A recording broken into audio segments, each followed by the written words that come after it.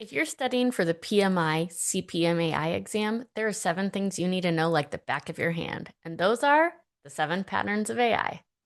These are the 7 patterns of AI, and this image is directly from the PMI CPMAI's methodology overview. And it's a great illustration of the 7 unique patterns. But I do think it's a little bit hard to memorize when looking at this picture, especially when you're studying for an exam and you need to know how to differentiate between them. So in this video, I'm going to break it down where we categorize these 7 patterns into patterns that are a little bit easier to understand and ones that are a little more futuristic feeling. And then I'm going to give you a silly phrase that will help you remember these patterns every single time. So first, let's start with breaking down these patterns. The first layer or level we have is level 1, things that are kind of common and easy to comprehend because we're using them today. And those 3 patterns are recognition, conversation and human interaction, and hyper-personalization. Next, we move into the level 2, which is a little more complicated patterns. And the 2 in this category are going to be anomalies and patterns and predictive analytics and decisions. Third category, the ones that feel more futuristic, are goal-driven systems and autonomous systems. And I'm going to get into more specifics on each of these right now. Okay, first up, our first pattern is recognition. And this is going to be a pattern that we see a lot right now. So it's L1, something that's pretty easy to imagine. And our memorization word is going to be really, so keep that in mind. Okay, so what is recognition? Well, it's basically when computers interpret real-world unstructured data and then know what they're looking at. So the unstructured data is going to be in the forms of things like videos, images, different kinds of audio, and handwriting, like this.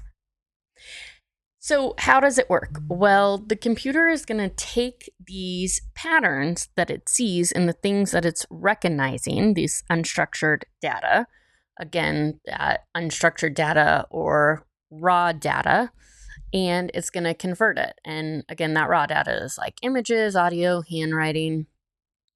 And it will convert what it sees, hears, or we'll just say digests into structured intelligence. Next up is going to be conversational.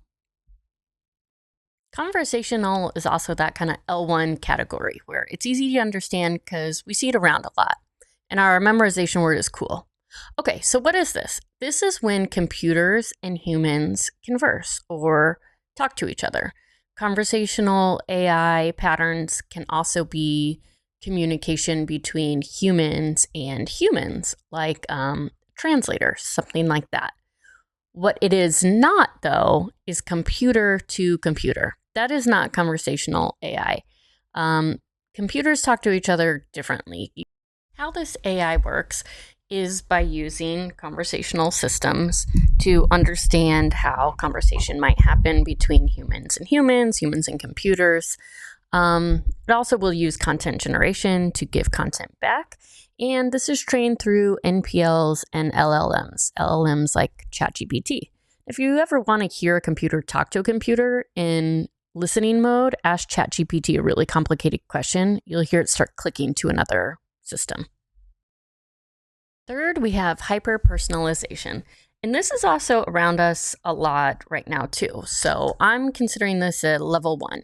And our memorization word here is going to be hippos. So what is this? Well, this is when the AI has developed a pattern that's unique for each person. We'll say person, but it could be like a company or something like that. And the purpose here is it will give tailored recommendations to what it's learning about this person. And it does that by evolving the individual profile. So we'll give it a suggestion, and depending on the outcome, it will evolve the profile. All right, next up, number 4 is anomaly and pattern detection. This is getting a little more advanced, so we're going to consider this a level 2. And our memorization word is always. So what is this? This is when the AI identifies normal patterns, and then is able to surface the anomalies it sees within the normal patterns. And how it does this is by using really large data sets and or really time-specific data sets to set what the pattern is, the normal pattern is, and then from there it finds the anomaly.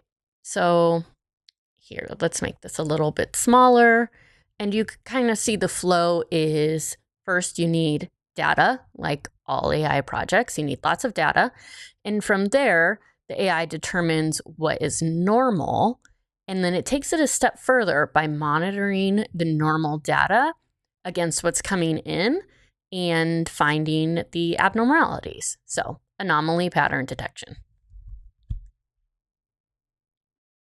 The next and fifth pattern we have is predictive analytics and decision support. And this is also that level 2, similar to the last one, because it's a little more than our basic AI patterns that we see and use every day. And our memorization word here is going to be play. So what is this? Well, this is basically forecasting. And how this works is kind of similar to the last pattern, where it takes machine learning and lots of data to make predictions. In this instance, it works a little bit differently. So it's not necessarily looking for anomalies, but it's going to take a bunch of historical data. Again, all AI projects have a lot of data. And it's going to surface the variables from different changes. From there, it will make models. And those models are what you will use for prediction forecasting. Okay, next we have goal-driven systems. And this one is a little more futuristic feeling. So we're going to have this be a level 3. Our memorization word here is giant. And what this pattern does is it finds optimal solutions by trial and error. Optimal is the key word here. And I'll say error in quotes because it might still complete the task, but it might not be the best outcome. So the next part is how it works. Well, it learns to model and remodel based off of a reward system. This could be like scheduling. It doesn't stop when one schedule is done. It looks for the best schedule. Okay, last we have autonomous systems. This is also a level 3, and we see this with autonomous cars right now. So our memorization word here is accordion. And what is this? This is when systems are acting independently with minimal human input. So there's human input to make it, of course, and train it, but from there, it makes decisions on its own. And how? Well, it uses a lot of different things. It uses sensors to detect what's around it. It uses machine learning to predict what might happen and then act on those predictions. And it's, of course, multimodal. Now, one thing I think we really need to highlight here is autonomous systems is not the same as automation.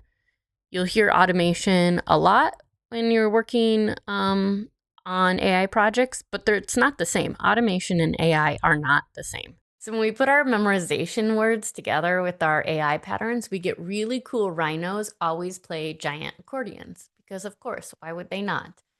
And even though it's a really silly phrase, it's helped me when studying and being able to kind of remember what pattern is and where it aligns on that easy to hard continuum. So say it 3 times, you won't forget it, and it will absolutely help you when you're studying. Happy studying!